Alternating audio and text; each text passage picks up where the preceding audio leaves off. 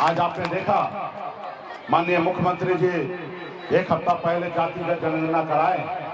उस जातिगत जनगणना में साबित हुआ कि बिहार में सबसे ज्यादा अगर पिछड़ी जाति में अगर सबसे बड़ा संख्या है तो एक नंबर में यादव जी है 14%, और दूसरा नंबर पे कोई जात है तो साबित हो गया कि निषाद समाज है जो 10% है।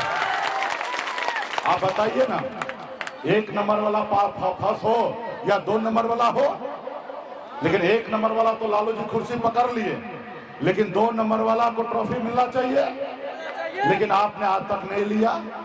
और 3 नंबर 4 नंबर 10 नंबर 20 नंबर पे जो है वो बिहार का मुख्यमंत्री बन गया और आप हवे में है।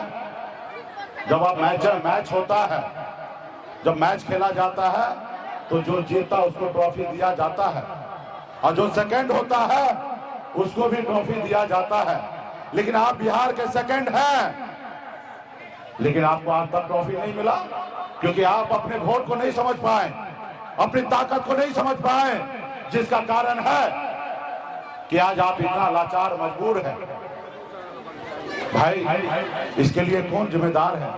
आज हम जो आरक्षण मांग रहे हैं इसके लिए जवाबदेही किसका? जो काम 70 साल 75 साल पहले होना था उसके लिए आज हम लड़ रहे हैं। आप बताइए ना, बिहार बंगाल उड़ीसा झारखंड पहले एक ही राज्य हुआ करता था, लेकिन बिहार से बंगाल अलग हुआ। बंगाल में निषाद को आरक्षण है एससी का, लेकिन बिहार में नहीं है। ये हम कोई भीख नहीं मांग रहे, ये मेरा अधिकार है, लेकिन आप अपने अधिकार को नहीं ले पाए। आज मैं यूपी बिहार झारखंड जाता हूं, 137 जिला घूमता हूं और 137 जिला में एक भी निषाद का बेटा कलेक्टर नहीं है। आज अगर हमें आरक्षण मिल गया होता तो आज निषाद का बेटा कलेक्टर होता, एसपी होता, एसडीओ होता, बीडीओ होता, सीओ होता, डॉक्टर होता।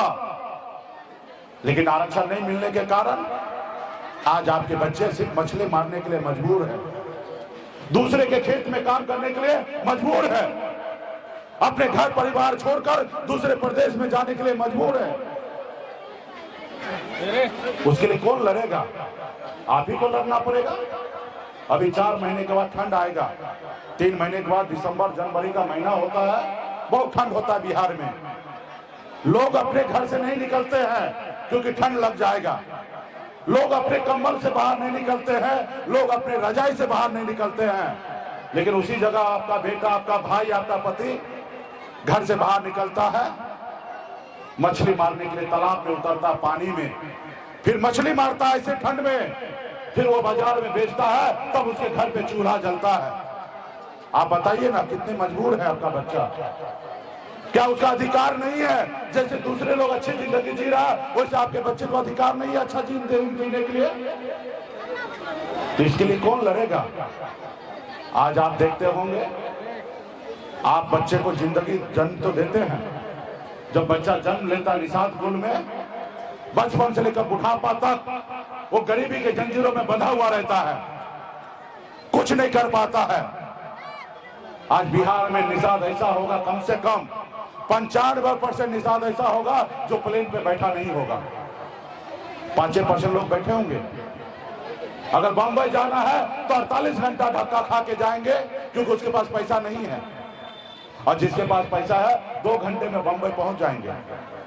जब आपके घर पे बच्चा बीमार पड़ता है तो आप इलाज कराने के लिए आपके पास पैसा नहीं होता है, आप जाते हैं सरकारी हॉस्पिटल में, धक्का खाते रहते हैं, आपके बच्चे का इलाज नहीं होता है। और बहुत सारे माता बहन जो है अपने बच्चे को अपनी गोद में दम तोड़ते हुए देखते रह जाता है, वो कुछ नहीं कर पाता क्योंकि उसके पास पैसा नहीं होता है।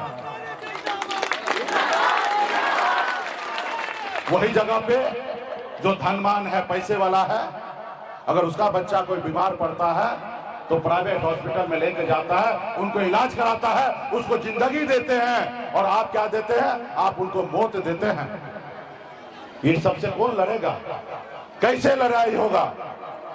इसके लिए तो 2 ही काम करना पड़ेगा ना, एक तो बच्चे को पढ़ा लिखा के काबिल बनाना है, और दूसरा अपने अधिकार के लिए संघर्ष करना है। काश अगर हमारे जात में भी लालू प्रसाद यादव जी जैसे नेता जन्म लेते तो आज हमारे समाज में इतना तकलीफ नहीं होता, हमारा समाज भी आगे बढ़ गया रहता।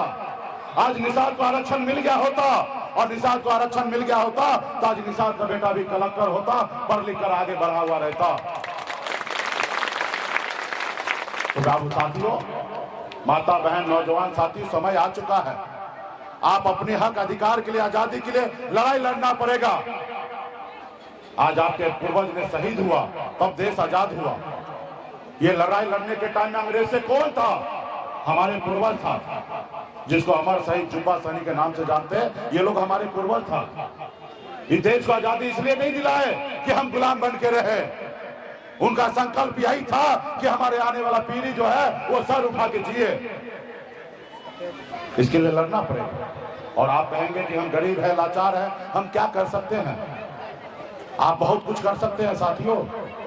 हमने 4 नेता का नाम लिया, ये भी गरीब थे, लेकिन इन्होंने अपनी बदलाव लाया ना, अपना समाज का बदलाव लाया, अपना सर ऊंचा किया। मुझे देखिए, मैं भी गरीब के घर में जन्म लिया, कोई अंबानी या टाटा के घर में जन्म नहीं लिया। जहां पिताजी मछली मारते थे वहीं पे मेरा जन्म हुआ। दादाजी मछली मारते थे, पिताजी मछली मारते थे, ऐसे घर परिवार में जन्म हुआ। हर तरह से गरीबी के जिंजीरों में बंधे हुए थे। लेकिन मैंने क्या किया? 18 साल की उम्र में, जिस उम्र में बच्चे को घर परिवार के साथ रहना होता, उस उम्र में गांव को छोड़कर बम्बई जैसे शहर चला गया। वहां मेहनत किया, मजदूरी किया। 900 रुपए महीने पे नौकरी करता था, 30 रुपए रोज पर मैं मजदूरी करता था। लेकिन मैंने संघर्ष के बदौलत मुंबई जैसे शहर में अपने नसीब को मैंने बदला। मैं कामयाबी झंडा गाड़ दिया बम्बई जैसे शहर में।